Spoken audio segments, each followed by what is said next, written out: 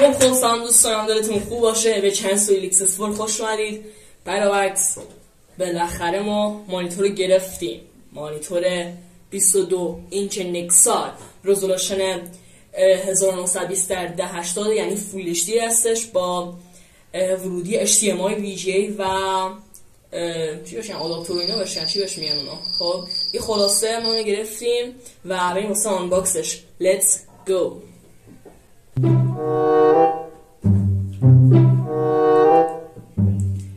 خب بعد اینم از مانیتورمون.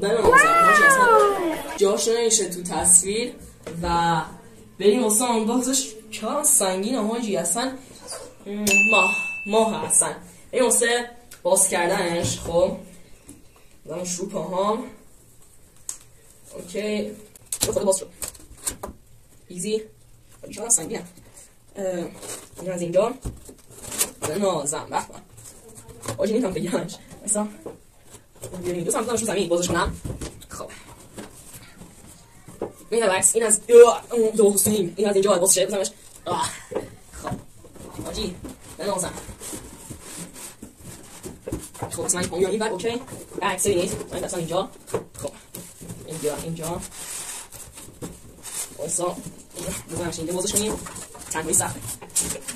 Oh my god that مانیتور رو باید یه زیر این باشه. یا باشه واسه من اینو زن این اول کار این چی پیدا کردم فقط مثلا شو پاهام.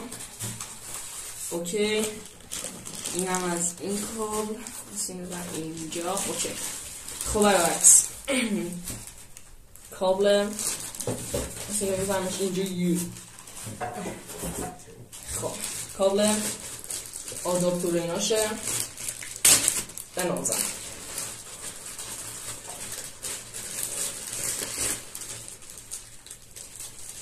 خب اینو پرت کنیم یونشو بنازم. بکس این از آداپتور مثلا اینم باید به این وصل بشه 100%.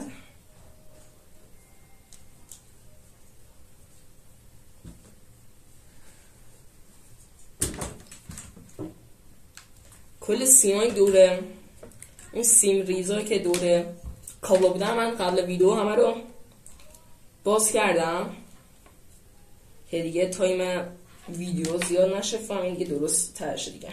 اوکی درسته بنازم. خب این از اولین کابل. خب اینو بذارم کجا؟ اینو بذارمش همین زیر. خب کابل دیگه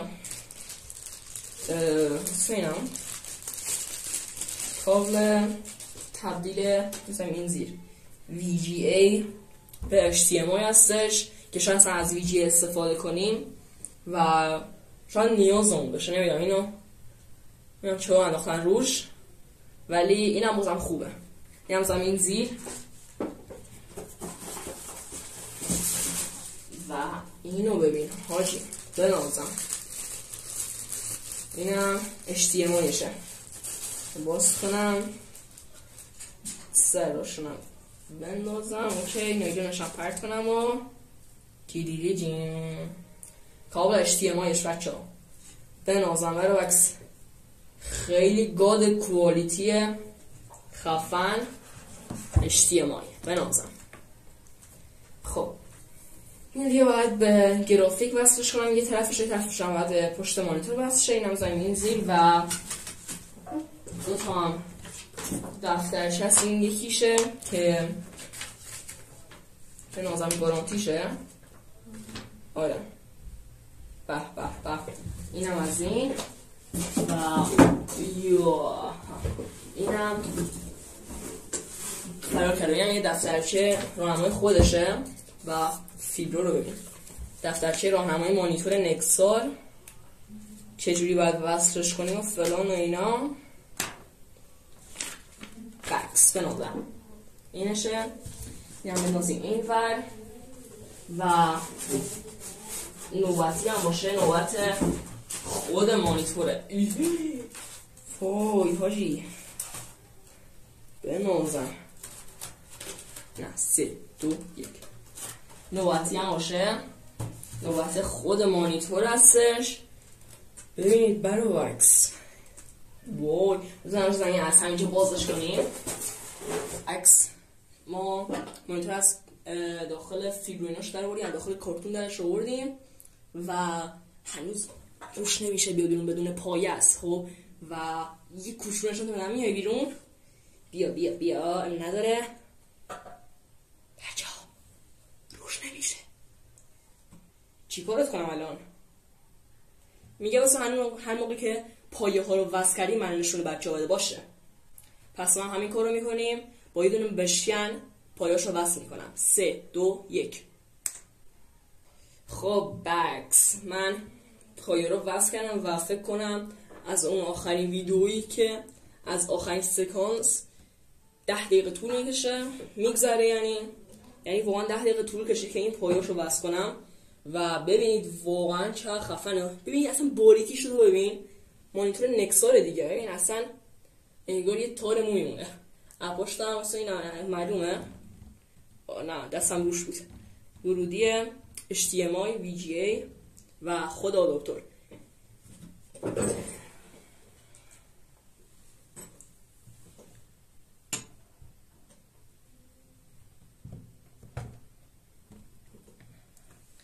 خب مانیتور گذاشتم سر جاش و اینکه مثل من سیستم رو روشن کنم و کوالیتی صفحه‌ش رو بهتون نشون بدم. تا اون موقع گودبای. Run.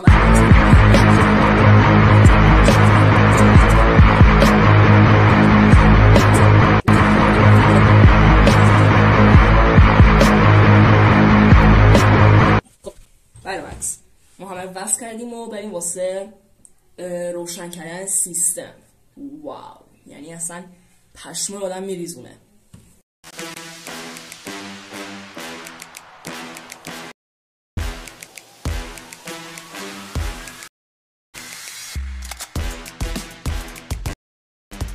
خب بکس ما مانیتور رو روشن کردیم و خواستم برم داخل دیسپلی ستینگ و حالی تو تصویر جا نمیشه. خب این از رزولوشن 1920x1080 یعنی فول اچ دی و ادوانس دیسپلی ستینگ برم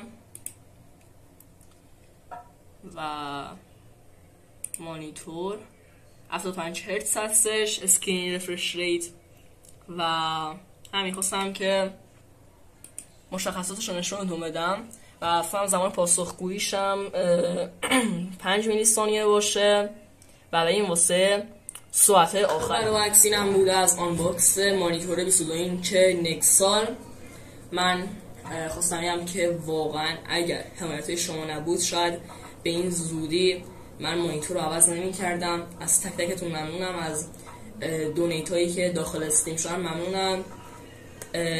خیلی زیاد بودن، شخصای خیلی زیادی بودن که منو دونیت کردن، دم تک تکشون گرم و فکر کنم تقریبا 1,200,000 از چنلم بوده. واقعا از همتون ممنونم، دم تک تکتون گرم و امیدوارم که بتونم محتوای بهتری رو براتون آپلود کنم. واقعا اینم ازتون چیزی تشکر کنم.